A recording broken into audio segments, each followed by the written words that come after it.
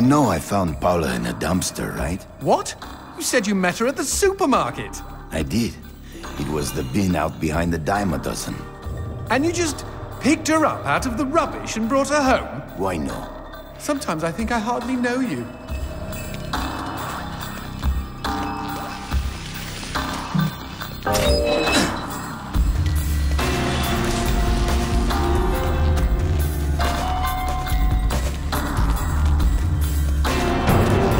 What was that? I don't know, but we've got company, as in lots of. Well, if they pull up a chair, I would be happy to beat them with it.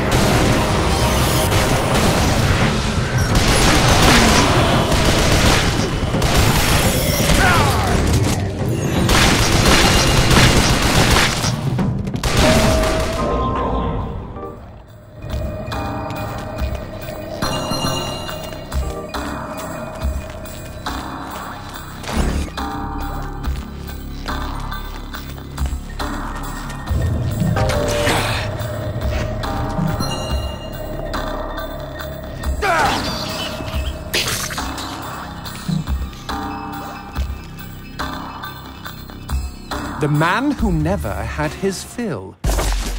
It was a cold and snowy eve. Certainly no night for a man without a home to be walking these grey and endless streets. Inside the pizza parlour, George Reed spun a lively tune on his harmonica. The local children giggled and pointed excitedly at the harmonica man as their parents glowed with approval. His reward would be all the pizza he could eat, 6 pies at least, and a warm bed in one of these folks' homes. He knew they were good for it. But when he tucked in for the night, George had not had his fill. As the years and calories stacked up, most men would have got older and fatter. Yet for all he consumed, George only got thinner as he washed from town to town. Tapeworm. Tonight he plied his trade with some grannies and orderlies in a nursing home.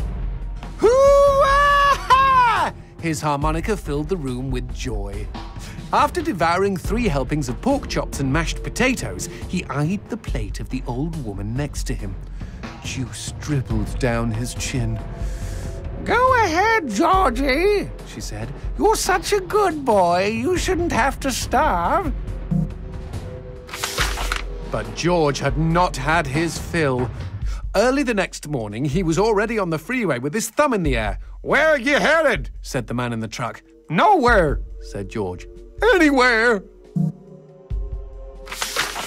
It was a new decade, and tonight George played to an all but empty bar in the city. He had lost a lot of weight. Afterwards, the only woman in the joint took the stool next to him and asked him his name. The bartender leaned over the counter. "You don't know this guy, Mary. George is famous, been all over the tri-state area."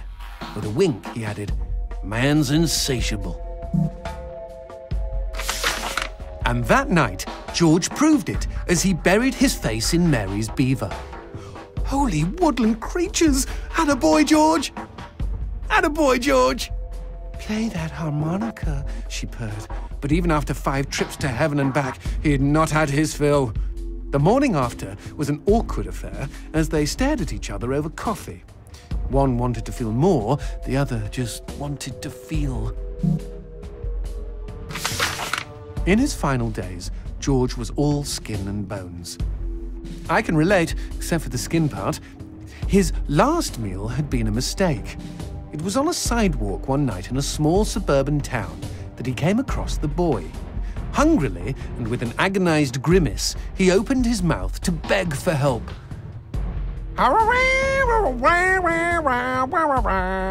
Out came a cacophony of wheezes and toots, but the boy understood. Wait, you mean Jorge ate his harmonica? Once he was alone, George Reed looked at the candy bar he held in one hand and began to cry.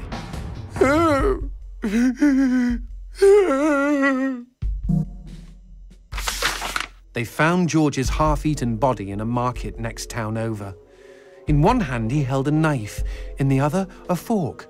Chunks of flesh had been torn from his chest and his arms. Blood framed an eerie smile.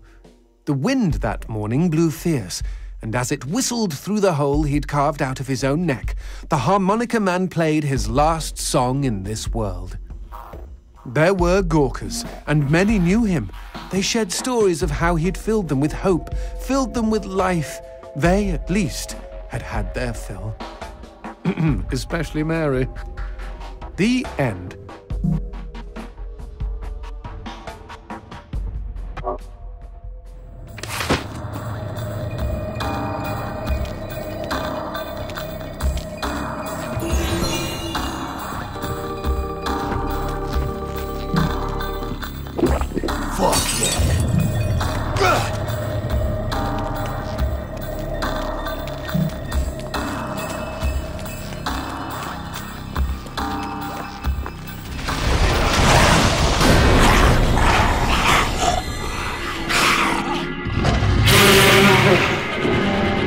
Cheeky him!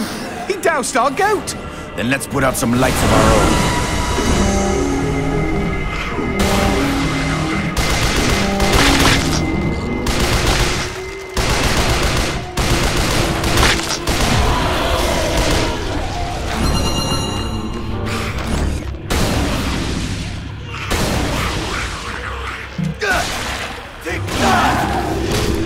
Would you kindly bust a cap in those mother fudges before they douse the lights?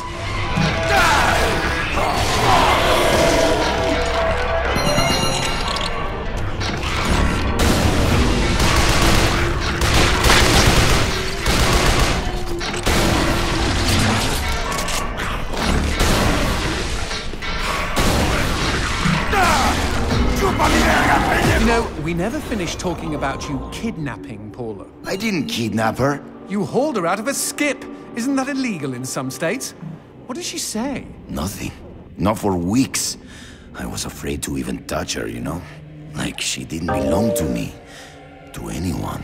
But something changed. There was a phone call.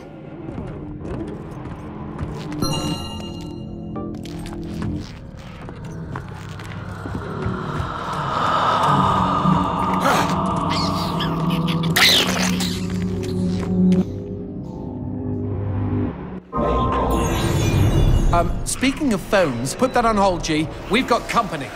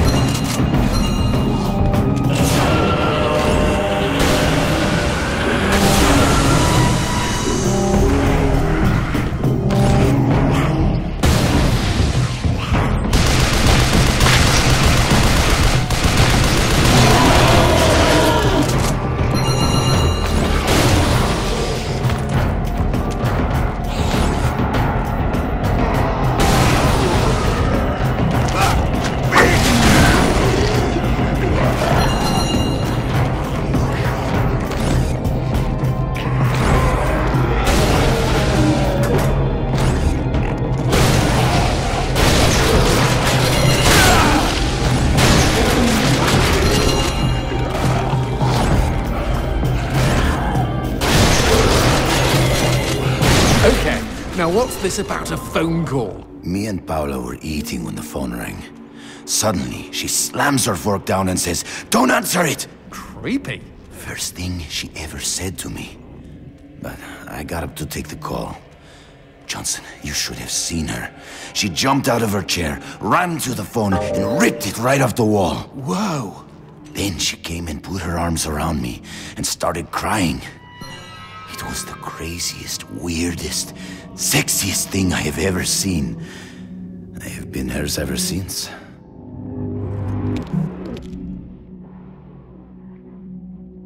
What?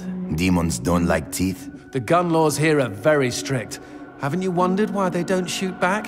You and I are violating almost every rule in the book. Heck, I'm practically made of teeth.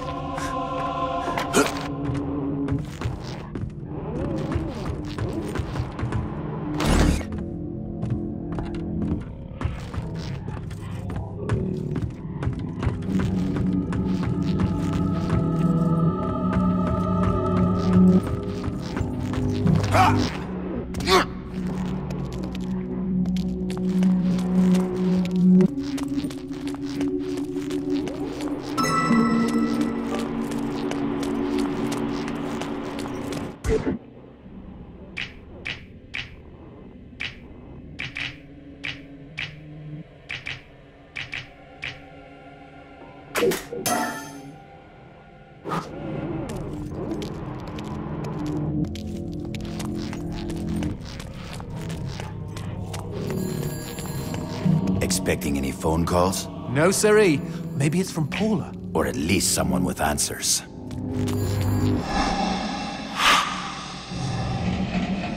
Dios mío. Paula, is that you? When will this fucking torture end? Ah! From hottie to hamburger, just like that.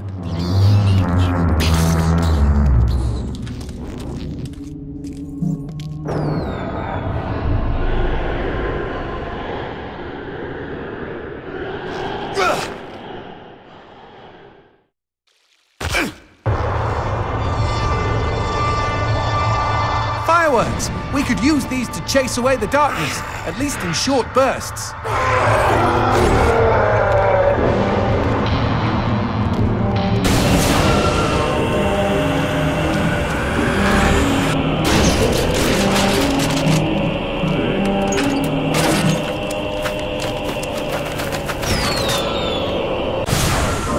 Just look at them. Fiery sprinkles in a great big chocolatey sky. Johnson, shut up.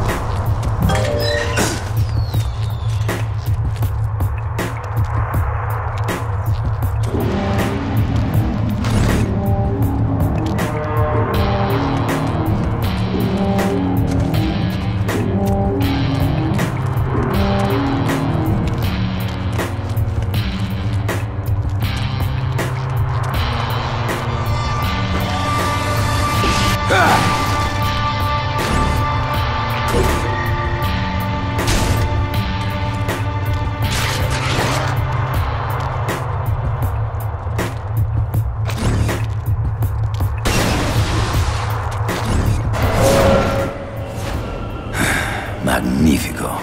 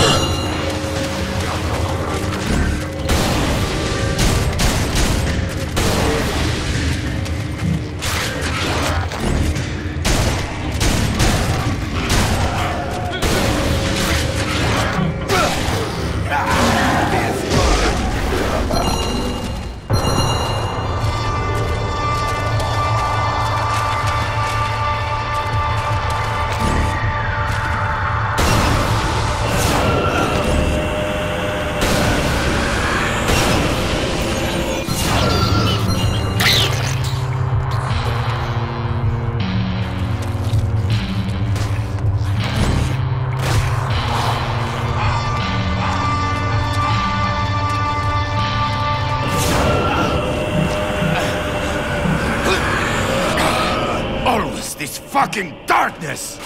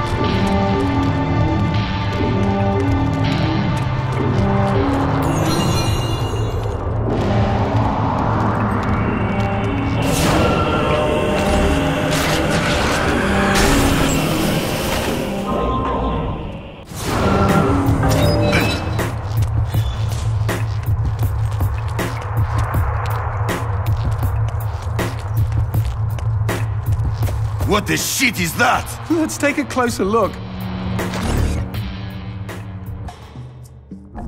Well, howdy-ho! Name's Christopher. Now, don't y'all be afraid. I ain't gonna bite. Trust me. You see, I'm what you call a mixture of beast and human. Oh, best of both worlds, my pappy said.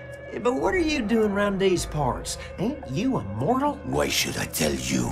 All I see is demon. Well, shucks. You gotta look underneath the leathery exterior. Deep down, I am a sensitive and understanding listener. Some asswipe named Fleming stole my girl and took her to his castle. I am here to take her back. Meaning you are on a quest to kick the Prince of Evil's ass? Holy shit!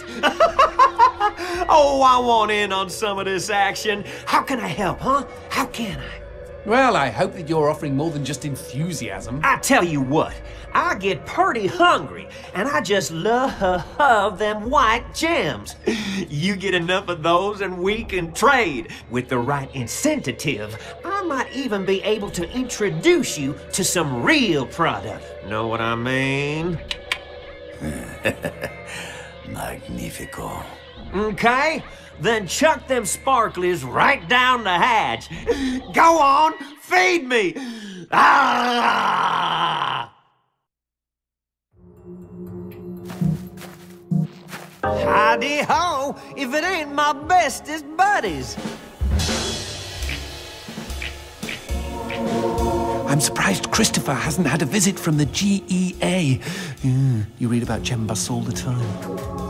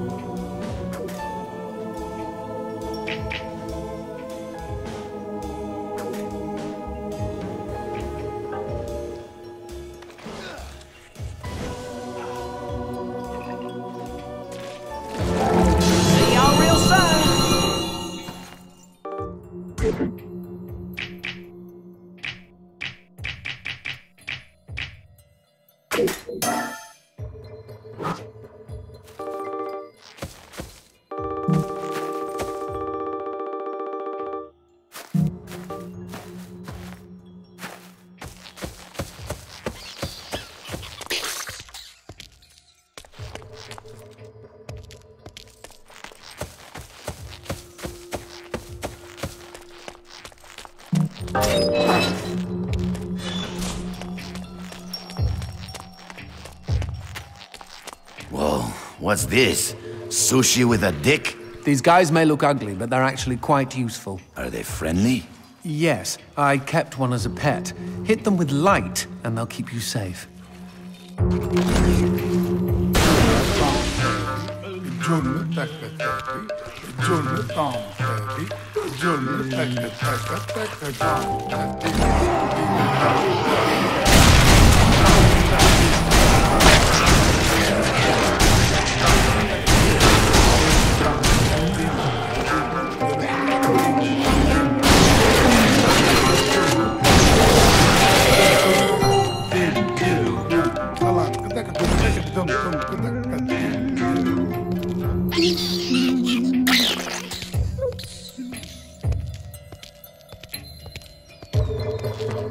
A cemetery. Really? I had no idea. No, there isn't. No need to get snippy. It's just this wasn't here before. Since when do demons get buried?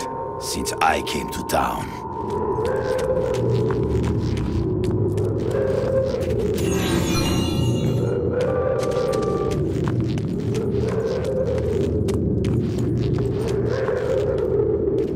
Whoa! Who did this? Mr. X! Only a demon hunter could kill this many and not be lying dead next to them.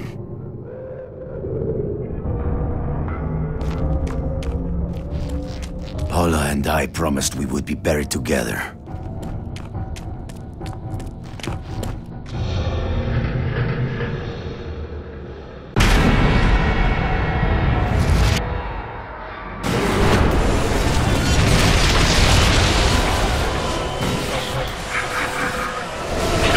Any suggestions? Aim for the head! Not that you really have a choice.